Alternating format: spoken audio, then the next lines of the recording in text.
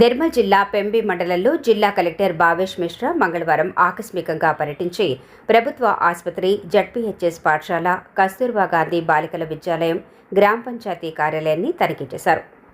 ఈ సందర్భంగా ప్రభుత్వ ఆసుపత్రిలో అందుతున్న వైద్య సేవలను పరిశీలించిన కలెక్టర్ మారుమూల ప్రాంతాల ప్రజలకు 24 గంటల పాటు నాణ్యమైన వైద్య సేవలు అందుబాటులో ఉండేలా చర్యలు చేపట్టాలని అధికారులను ఆదేశించారు.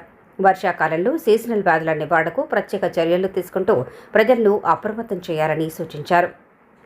వన మహోత్సవంలో భాగంగా విస్తృతంగా మొక్కలు నాటి వాటి సంరక్షణపై ప్రత్యేక దృష్టి సారించాలని అధికారులకు సూచించారు. అనంతరం జడ్పీహెచ్ఎస్ పాఠశాల, కేజీబీవీని సందర్శించి విద్యార్థులకు అవసరమైన అన్ని మౌలిక సదుపాయాలు కల్పించాలని ఆదేశించారు.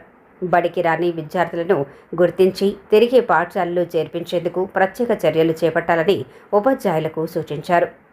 అలాగే గ్రామ పంచాయతీ కార్యాలయంలో ప్రత్యేక ఓటరు జాబితా సవరణ ప్రక్రియ పురోగతిని సమీక్షించిన కలెక్టర్ సవరణ ప్రక్రియను వేగవంతంగా, పారదర్శకంగా పూర్తి చేయాలని సంబంధిత అధికారులను ఆదేశించారు.